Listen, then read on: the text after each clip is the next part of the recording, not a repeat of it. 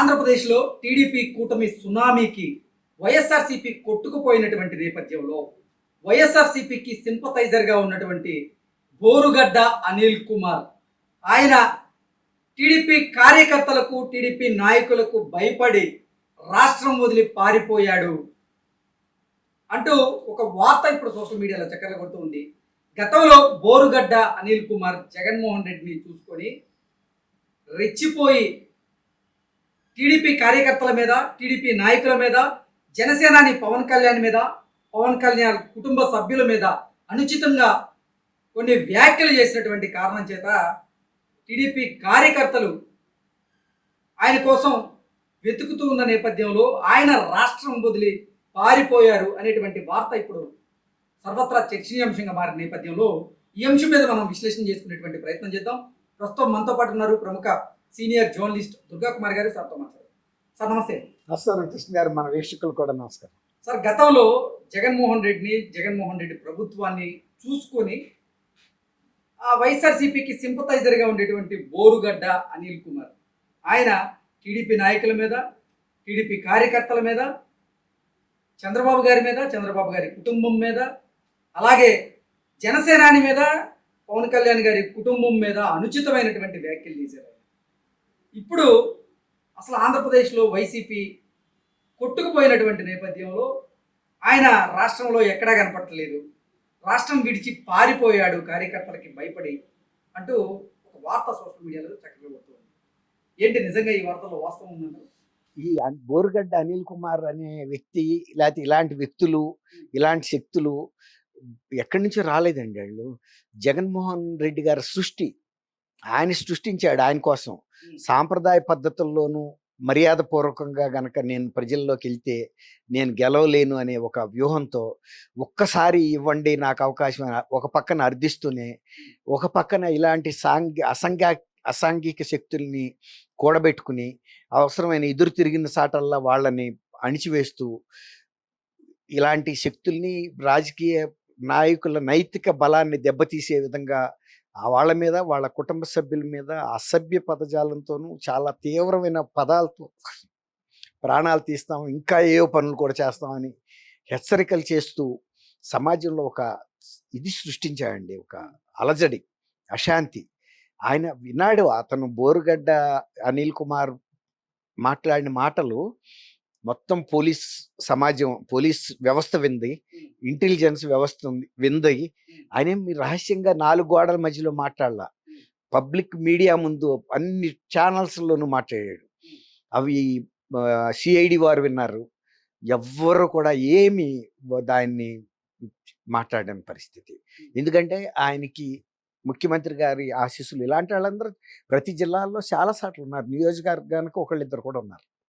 కాకపోతే ఇతను ఇంకా తీవ్రస్థాయి, అందులోనే అమరావతిలో ఉండటం వలన బాగా ప్రొజెక్ట్ అయ్యాడు స్టేట్ అంతా మీడియా ద్వారా.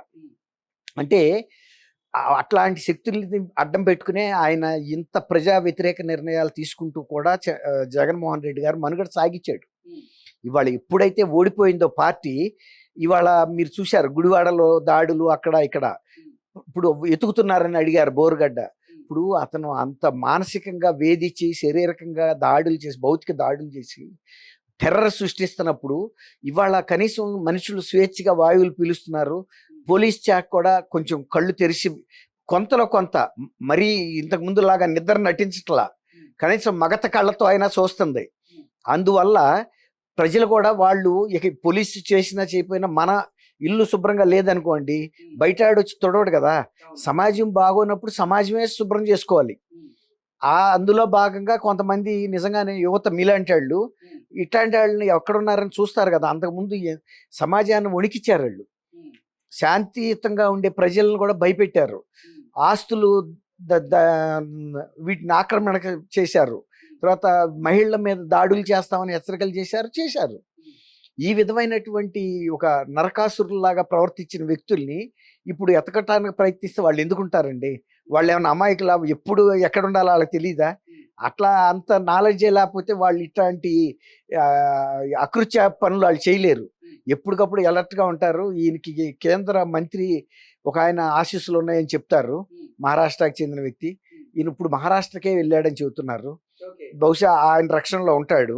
ఉమ్, ఇక ఆయన రక్షణలో ఉన్నంత కాలం ఇక ఆయనకేమి తిరుగులేదు కదా. ఉమ్, మళ్ళీ కూడా ఆ వ్యక్తి మంత్రి అవుతాడని అంటున్నారు. ఉమ్, మళ్ళీ కొత్త మంత్రివర్గంలో కూడా ఉమ్. అట్లాంటి వాళ్ళ దగ్గరికి వెళ్ళి తలదాచుకుంటారు ప్రతి వాడికి. ఈ 5 సంవత్సరాలు ఆంధ్రప్రదేశ్ మొహం చూసేటువంటి పరిస్థితి లేదు. చూస్తాడు ఇక్కడ, అంటే పోలీసు కనుక కొంచెం అప్రమత్తంగా లేకపోతే వస్తాడు. ఎవరితోనో ఒకరితో కాంటాక్ట్ లోనే ఉంటాడు. ఇక్కడ పోలీస్ అధికారులతో ఆయన కాంటాక్ట్స్ ఏం పోవు. ఉమ్, ఇక్కడ ఏం జరుగుతుంది ఏంటి, ఇతని మీద నిఘా ఉందా లేదా, ఎక్కడుంటే సేఫ్, అవన్నీ కూడా వాళ్ళు వర్కౌట్ చేసుకుంటానే ఉంటారండి. ఉమ్, అదేమి పెద్ద వాళ్ళకి కొత్త విషయాలు ఏం కాదు. ఉమ్, వీళ్ళకి ఇప్పుడు ఆవేశం వచ్చినప్పుడు ఆడి దొరకడం, వీళ్ళ ఆవేశం తగ్గేటప్పటికి బహుశా మీరు అన్నట్టు కొంతకాలం తర్వాత వస్తాడు. ఏముంటుంది ఉమ్, అప్పటికి జనంలో మనం అన్నట్టు కలిసిపోతా ఉంటాడు. అంటే ఎట్లా ఉంటుందంటే అండి ఇది, ఇట్లాంటి శక్తులకి ఎవడో ఒక గాడ్ ఫాదర్ ఉంటాడండి. ఉమ్, ఇప్పుడు ముఖ్యమంత్రి ఈ జగన్మోహన్ రెడ్డి గారు అనేక మందిని అట్లా కాపాడుతున్నాడు. ఇదివరకు ఒక ఎడ్యుకేషనిస్ట్ సర్ సిఆర్ రెడ్డి గారిని ఆయన ఆంధ్ర యూనివర్సిటీ వైస్ ఛాన్సలర్ గా కూడా చేశాడు. ఉమ్. CRIT engineering college. ఇంజనీరింగ్ ఏలూరులో పెద్ద విద్యా సంస్థలు ఉన్నాయి. విద్యా సంస్థలు ఉన్నాయండి ఆయన పేరు మీద.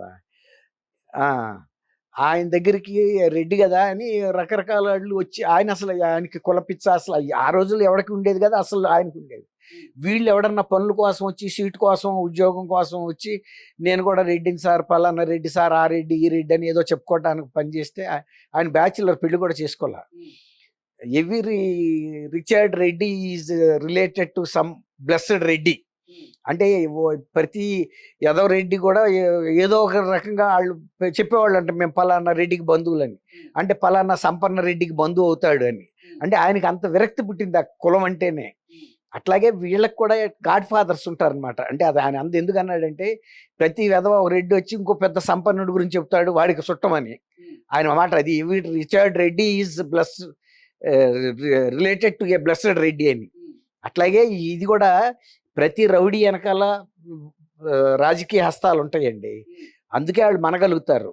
గతంలో కొన్నిసార్లు మన ఆంధ్రప్రదేశ్లో కూడా ఇలాంటి రౌడీ శక్తుల్ని ప్రజలే శాంతి భద్రతలను వాళ్ళ చేతిలోకి తీసుకుని ఖతం చేసిన సంఘటనలు మనం ఇప్పటికి కూడా మనం యూపీలో చూస్తున్నాము, ఇతర రాష్ట్రాలు, ఈవెన్ కేరళ లాంటి రాష్ట్రాల్లో కూడా జరుగుతున్నాయి. ఉమ్, ఇలా దౌర్జన్యం చేసి ప్రజలు హింసిస్తే ఒక స్థాయి దాటిన తర్వాత ప్రజల యొక్క సహనం నశిస్తుంది. ఉమ్, ఇప్పుడు అప్పుడు ఏం చేస్తాయి, ఇప్పుడు నేను కూడా చాలాసార్లు ఈ చూస్తూ ఉంటాను యూట్యూబుల్లో ఈ ఫారెస్ట్కి సంబంధించిన జీవనం ఎలా ఉంటుంది అని.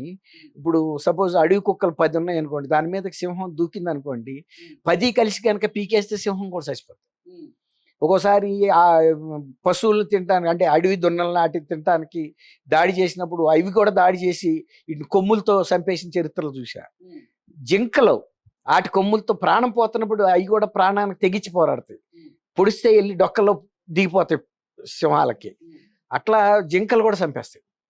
అంటే ప్రాణ భయం. అట్లాగే ప్రజలు కూడా వాళ్ళ ప్రాణాలకి, వాళ్ళ బిడ్డల మానానికి ముప్పు వచ్చినప్పుడు ఏ తల్లి అయినా ఏం చేస్తండి. దృశ్యం అని ఒక సినిమా చూశాను నేను.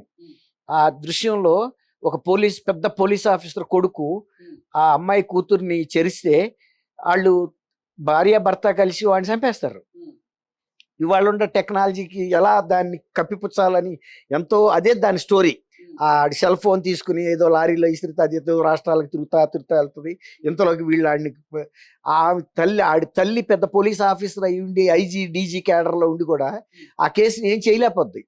అట్లాగే ప్రజల యొక్క సహనం నశించినప్పుడు ఇట్లా వేధిస్తున్నారు చూసారా.